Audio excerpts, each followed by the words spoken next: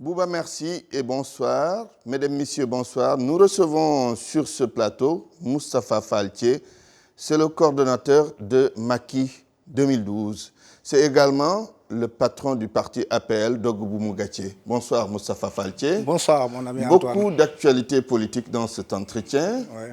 Tous les yeux sont rivés sur les élections législatives du 30 juillet 2017. 2017, donc, on va organiser des élections législatives. Alors, les coalitions se forment. Vous avez votre coalition. Est-ce que le jeu est ouvert ou bien ce n'est pas si ouvert que ça? C'est ça. Merci Antoine. Je vous salue. Je salue nos téléspectateurs et tous les employés de la boîte. Oui. En premier lieu, mon ami Youssou Ndour.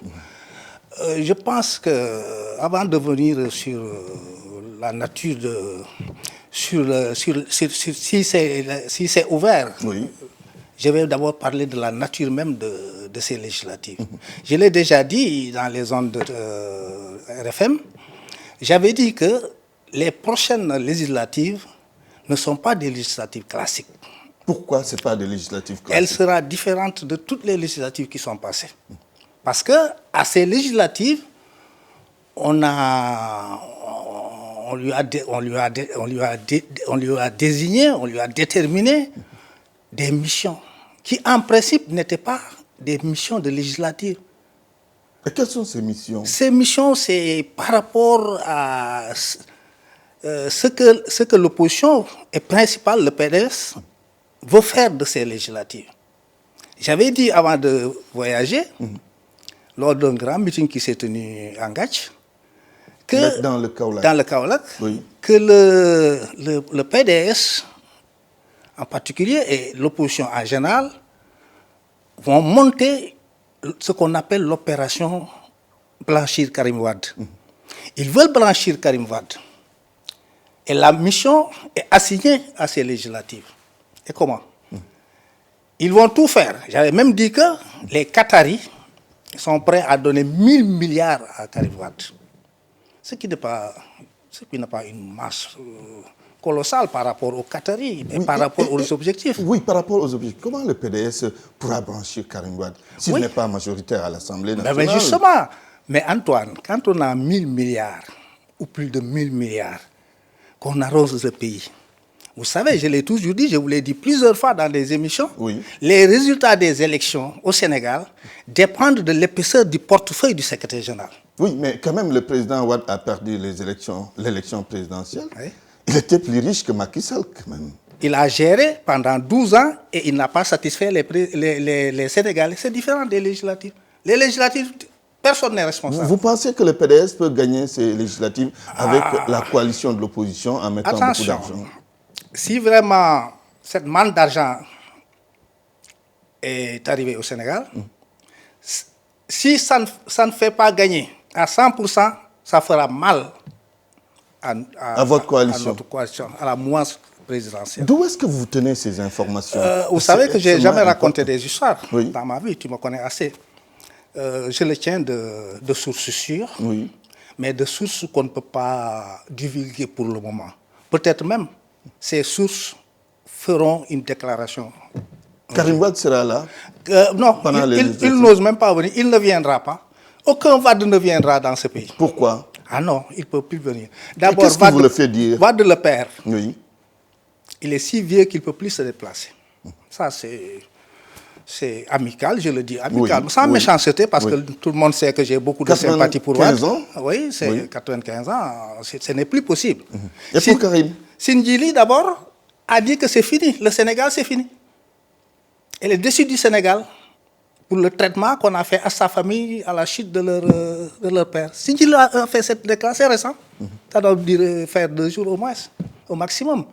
Karim ne peut pas venir. Pourquoi? Karim ne peut pas venir parce que, d'abord, dans les clauses de sa libération, est-ce qu'il n'était pas dit? Est-ce qu'il n'avait pas pris l'engagement, lui? Il n'avait pas dit, si vous me libérez, je ne me mêlerai plus à cette politique, je ne reviendrai plus. Vous vous interrogez ou bien vous êtes sûr de ce que vous dites? Mais il faut lire entre les lignes.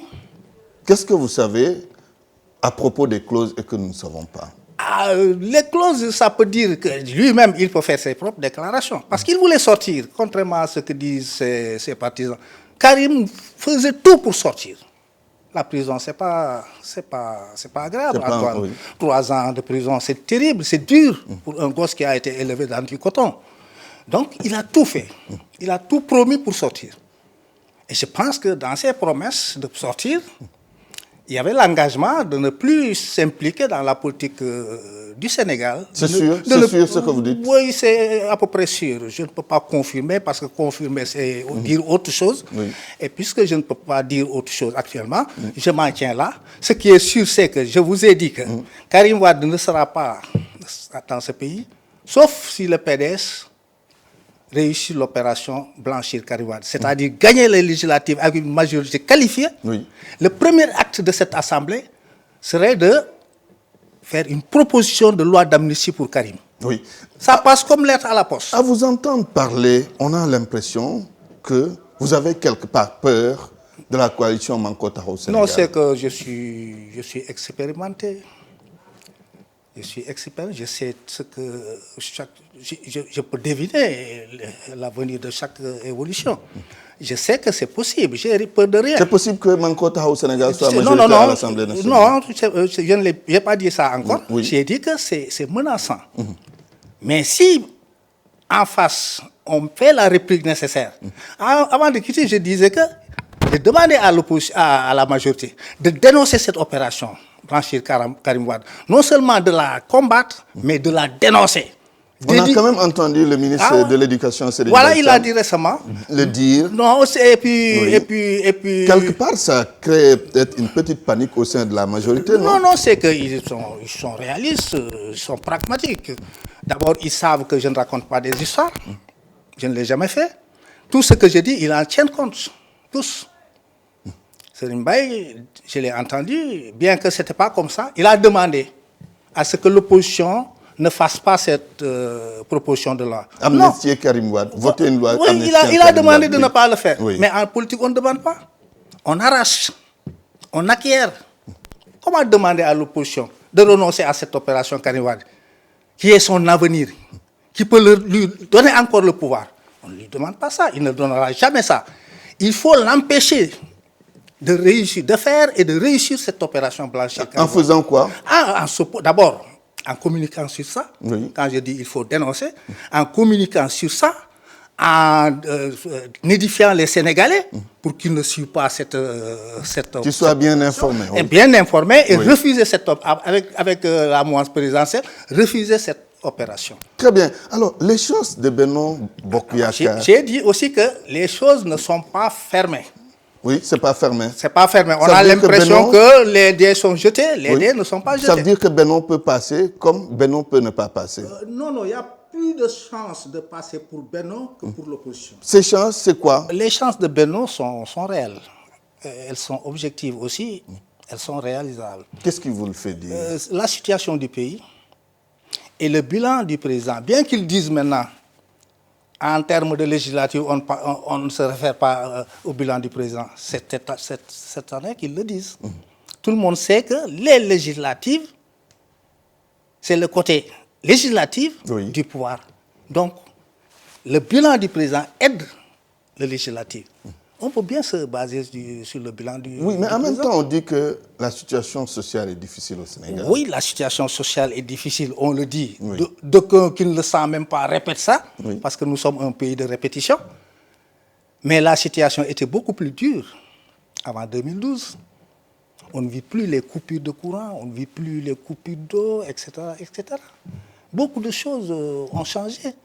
À telle enseigne que je pense que les chances De Benno. de Benno sont réelles.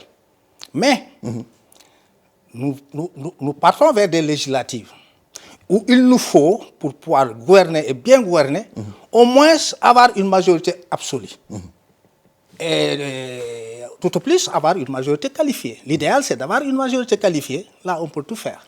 Oui. Donc, vous pouvez tout faire. Maintenant, avec vos divisions, avec tout ce qu'il y a comme problème au sein de votre coalition et les risques de frustration, est-ce que ça ne va pas quelque part pénaliser votre c'est coalition. c'est ça les menaces qui pèsent sur nous. Les divisions, les combats souterrains, les petites tendances, c'est pas bon. Les attaques crypto-personnelles. Les crypto-personnelles, je les dénonce. Je ne suis pas dans ça, moi. Je les dénonce. Donc, il faut qu'on resserre les rangs. Il faut que le président aussi siffle la réclamation. J'ai été le premier. Il le fait, mais on ne l'écoute pas. Oui, mais il peut le faire. Il faut se faire écouter. Et il se fera écouter, ça je vous le dis. Il se fera écouter. Parce que c'est lui, le président, qui est tout. Il détermine tout. Il détermine tout le monde. Il détermine la situation de tout le monde. S'il tape réellement sur la table, c'est terminé. Et le départ de votre coalition, départ de Jean-Paul Diaz, qui fait partie aussi de la coalition que vous dirigez, Macky 2012. Ça va être votre premier commentaire là-dessus. Oui, mais je l'ai beaucoup déploré. J'ai beaucoup déploré le départ de Diaz. Diaz était beaucoup de choses pour nous. Il représentait beaucoup de choses pour la coalition. Il crédibilisait la coalition. Et en termes de politique, je le dis souvent, on ne compte pas par unité, on compte par milliers. On a toujours besoin de quelqu'un. On n'a pas besoin de départ. Même si ce départ, c'est un jeune de rien du tout, on n'en a pas besoin. À plus forte raison, si c'est une forte personnalité comme Diaz. Et je le dis et je le répète, il vaut mieux avoir Jean-Paul Diaz comme allié que comme adversaire. Pourquoi? Ah non, ses capacités de nuisance sont énormes. Voilà un homme qui a les techniques de nuisance. Il sait nuire à des gens. Voilà quelqu'un. Politiquement parlant. Politiquement, oui, politiquement, on est en politique, politiquement parlant. Donc, voilà pourquoi je ne me suis pas découragé. J'ai parlé avec lui ce matin même. Je fais tout pour qu'il revienne. Je sais que c'est difficile. Il a dit qu'il ne se retrouvait plus dans la coalition. Oui, il a. Moi, ce qu'il a fait quitter, je le sais. Je le sais très bien. Je connais bien ce dossier pour l'avoir piloté. C'est quoi exactement? Non, c'est pas si compliqué.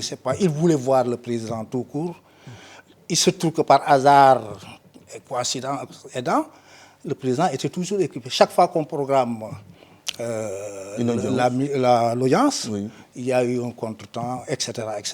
Il a attendu beaucoup de temps, hein, ça je vous le dis. Oui. Parce que moi, j'ai interpellé le président 3 fois pour qu'il le reçoive. Donc, c'est une longue durée. Donc, ça ne devrait pas être compliqué. Ça ne devrait pas être compliqué. Ça dépend aussi comment le président veut traiter l'audience de Jean-Paul Diaz. Je vous dis que c'est un homme spécial. Peut-être que le président aussi voulait faire avec lui une audience spéciale qui nécessite beaucoup de temps, etc., et qui nécessite aussi un moment propice.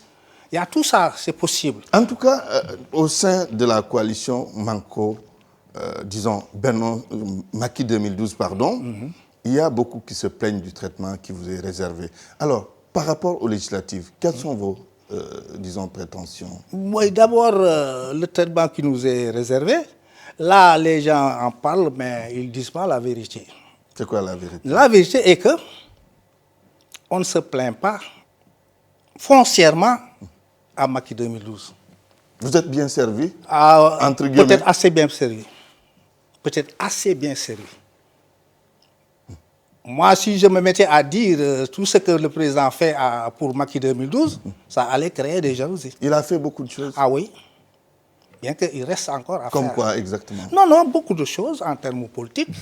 Il a nommé dans Macky 2012, il a élu dans Macky 2012, il a nommé à des postes de DG, à des postes de PCA dans Macky 2012.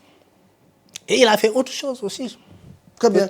Que je ne peux pas dire. On ne connaît pas encore la tête de liste nationale de Benno Bokk Yakaar, mais selon certaines indiscrétions, la liste sera dirigée par le Premier ministre Mohamed Abdoulaye Dionne. C'est un bon candidat. Un bon candidat? Oui. Si vous me disiez encore Alliance, je vous dirais encore c'est un bon candidat.